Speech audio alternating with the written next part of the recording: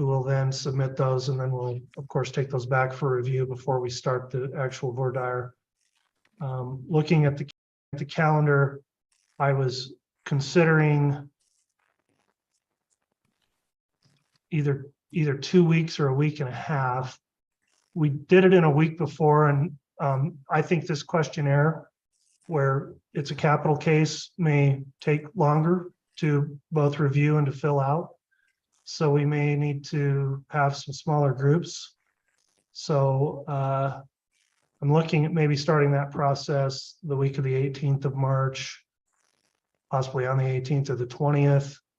I don't know that we would have really enough time if we took just 1 week starting on the 25th. So that's kind of the first topic I want to discuss, and I just want to get council's input on that.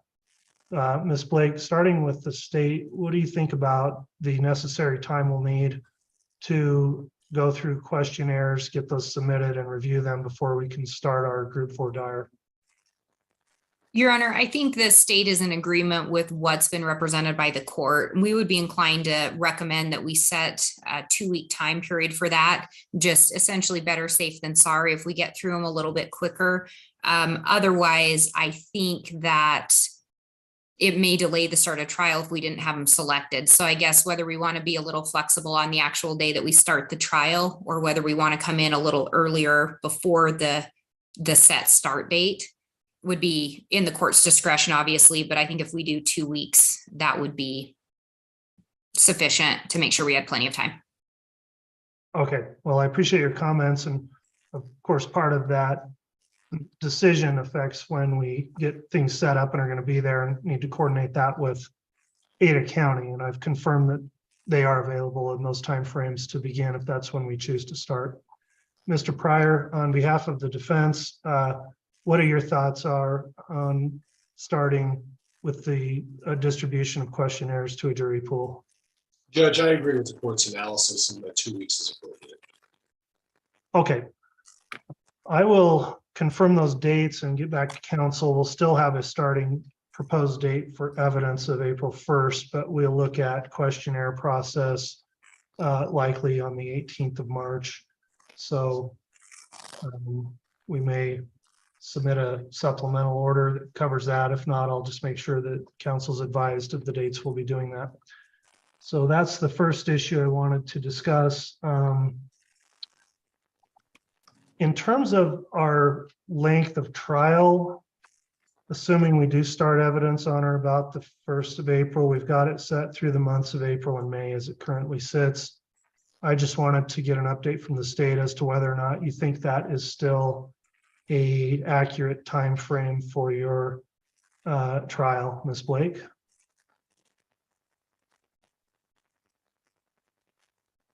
Your Honor, I think the 8 weeks would be sufficient for the state's anticipation of the length of this trial. I think, again, given some of the differences with this one versus the companion case, including that it is still a death penalty case, I think having that longer period of time for the trial is appropriate and would give us enough coverage if we set it for the 8 weeks, not including the jury selection. Okay. Mr. Pryor, any thoughts on our current scheduled time frame and whether you think that's adequate? Judge, I agree. The 8 weeks is at a minimum is probably the appropriate amount of time. I think Ms. Blake and Mr. Wood are well aware that, at least in this case, the defense is going to put on a defense. And I have a number of expert witnesses, which is another subject we'll need to discuss. So at least 8 weeks would be appropriate. Very well. We'll keep the trial schedule as it sits for now then. The next matter I wanted to raise involves the access of cameras in the courtroom in this trial. In this case, I'll note that on September 23rd of last year, an order was entered revoking authorization for live streaming the case that was issued in this case and came about as a result of motions made in the companion case. There was a motion filed by the defense that Mr. Pryor filed on September 29th of last year, requesting that we do allow cameras in the courtroom. And the court issued a follow-up order on October 12th of last year and discussed that if these, at the time the cases were joined and they were later severed, of course, in this order, the court mentions that if the court did order a severance of the cases, I would permit the issue to be revisited and would consider that these separate cases may have separate rationale for allowing or disallowing cameras in the courtroom during trial.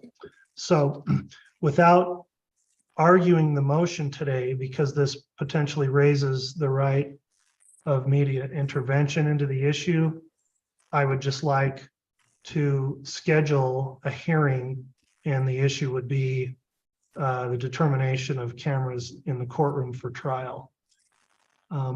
At last posture, the state opposed it and the defense was in favor of it. Has that status changed on behalf of the state, or do you want to wait until the hearing to more fully discuss that, Ms. Blake? I think I can indicate at this juncture, the state will be maintaining the same position. We can, of course, address it more thoroughly at a hearing on this matter if we end up having one. Okay. Mr. Pryor, any thoughts on cameras in the courtroom on that issue and scheduling hearing on that? Judge, I think it's important that the court set a hearing date on that. Without disclosing a lot of information, I have not returned or responded to the numerous requests from media to pursue a motion like that. And it's quite frankly not my job to represent any of the media people out there that are inundating my email and everything else with requests. But I think at this point, given the fact that this case is going to trial, and I expect the media to probably now jump all over the court's inquiry, we probably better have a hearing and have the matter addressed. Mr. Daybell has not changed his position since I filed this motion, still maintains his feeling about having a public trial, but Judge, I think at the time of the hearing, we'll make a final determination. Okay, well, let's schedule a hearing then, and I'll want to set enough time that if the parties wish to file any motions in support of or against, what we'll do is it's a hearing to determine whether or not my September 23rd, 2022 order should be amended or altered or left in place. And I'll consider argument on that. So I would think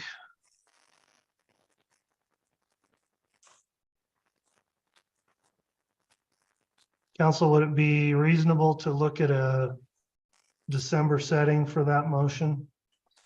Judge, I think that's probably a good idea. Quite frankly, based on the amount of attention I seem to draw on this issue, I can't speak for what the state's getting requests for, but I expect, unfortunately, that a number of media outlets and other folks are going to jump all over this thing, and I think it's going to take some time to properly address it.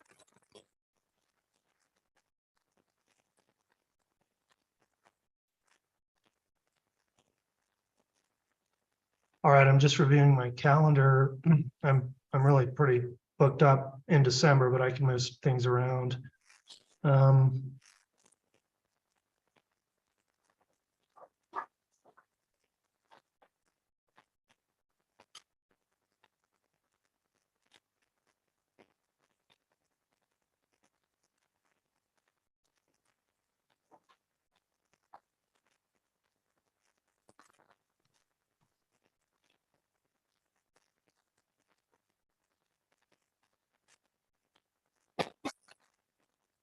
I have a little concern, sorry to sit here and get through my calendar. I've got a couple of trials that I think might be happening with Fremont County on the week of the 11th.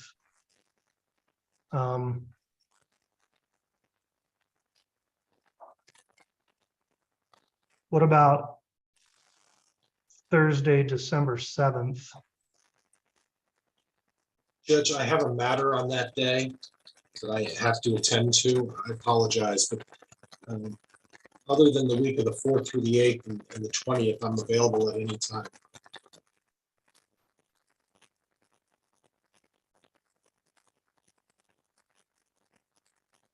Judge, may I interject? Yes. Whether the court decides to have cameras or not is not going to change the tempo of how I prepare. I can't speak for the state. So if the issue was even addressed in January, quite frankly, it would just be the media would have to scramble, and that doesn't necessarily hurt my feelings. So if the court wants to push it to January to make a decision, I wouldn't have a problem. I can't speak for this, whether that's acceptable to the state or not, but I'm comfortable going into January on this issue if we need to. All right, the alternative I'm looking at is maybe move that up a little bit to November 29th.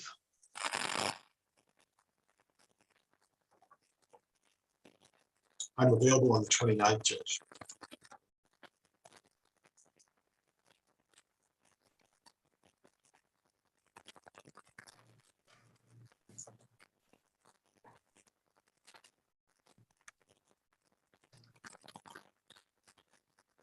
I would likely be holding this as an in-person hearing as well, Mr. Pryor, just so you know. Okay, thank you, Your Honor. Ms. Blake, would that date work for the state? That date will work fine for the state, Your Honor. Okay, let's set that then for Wednesday, November 29th. We'll set that at 9:30 a.m.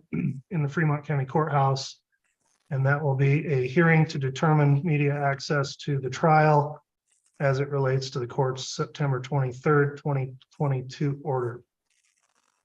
If the parties wish to file any motions in support of or opposed to any modification of the order, I'd ask that you submit those by Wednesday, the 22nd, which would be the day before Thanksgiving.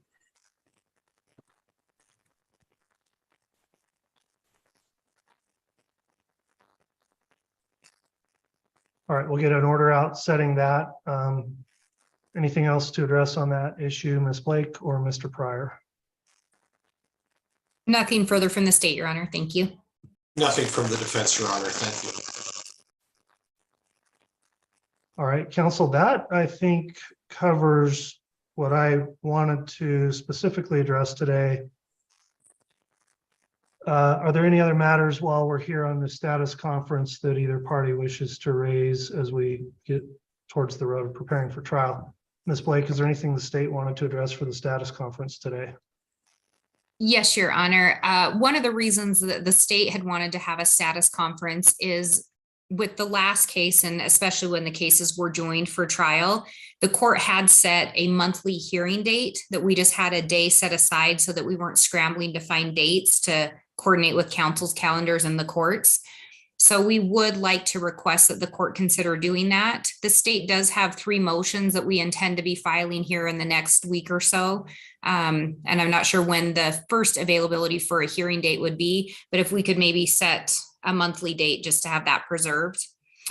So that was one issue.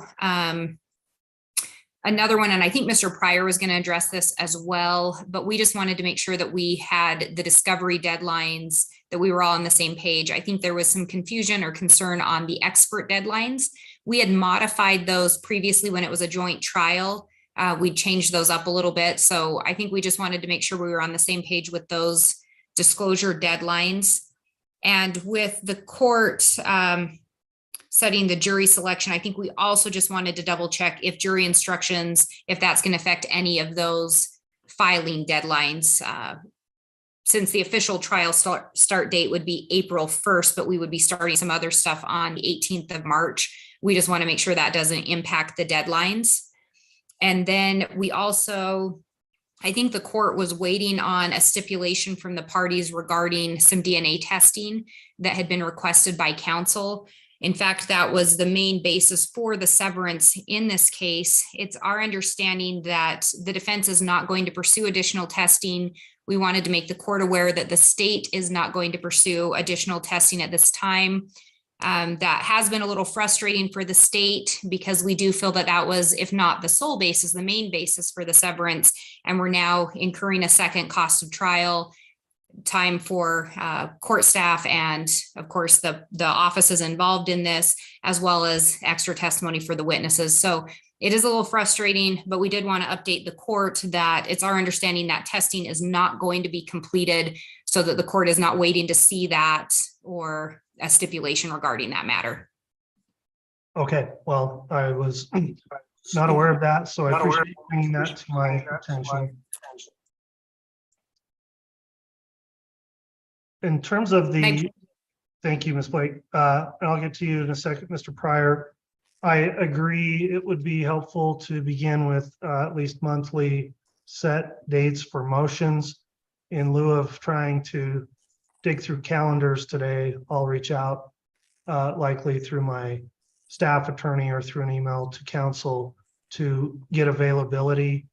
For now, I will intend to hold at least once a month pretrial hearing dates on a standing basis so that the parties have time to argue any motions. We'll start with this November 29th day, and where we've got the media issue scheduled. If the state wants to tag on any other additional hearings on that day, let's do that. If you think you need something before then, contact me, and then we'll go ahead and look at a date for December, January, and February, and make sure that council's all available on proposed dates, and we'll get monthly hearing dates set on the calendar going forward. In terms of the discovery deadlines, it sounds like Mr. Pryor wants to address that and the court's scheduling order. What I will say is I will go back and take a second hard look at our scheduling order and determine if it looks like we need to modify that to accommodate the beginning of questionnaires, for example, and look at other deadlines and make sure that everyone will have adequate time for disclosure. So I'll take another look at the scheduling order and take that issue under advisement for now. Mr. Pryor, is there anything you'd like to address today at the status conference? Judge, just a firm date on the disclosure of expert witnesses. I will take a little bit of issue with what Ms. Blake said was the reason for the continuance. My recollection is getting discovery just on the eve of trial in terms of DNA evidence was the reason for that, but we're not going to argue about that today. I had to go through a significant amount of time with an expert to make a decision regarding the DNA evidence, so it wasn't as simple as just saying, well, I don't need any more information. So I do need a firm date to provide for my experts and the additional experts that I now have retained. And I'd like a drop-dead deadline on disclosure of all witnesses and a discovery deadline as well, so that I can make sure that I have everything to the state so that we don't run into the same kind of problem that we did with the state not getting all the discovery to us on time. So at this point, those are the three things that I would request, Judge. Thank you. All right, well, with that in mind, for now, the scheduling order will remain in effect. If it appears we need some additional clarification, or given these alterations potentially in the trial start, we need to modify any of the current deadlines, the court will issue a amended scheduling order. If I believe we're changing things significant enough that I should get your input on, then I will allow hearing on that and argument before I just unilaterally impose new deadlines on you. So we'll go back through our scheduling order and see if it looks like it'll suffice for a trial of this magnitude. And in terms of the issue on the further DNA testing, I appreciate counsel advising the court of that.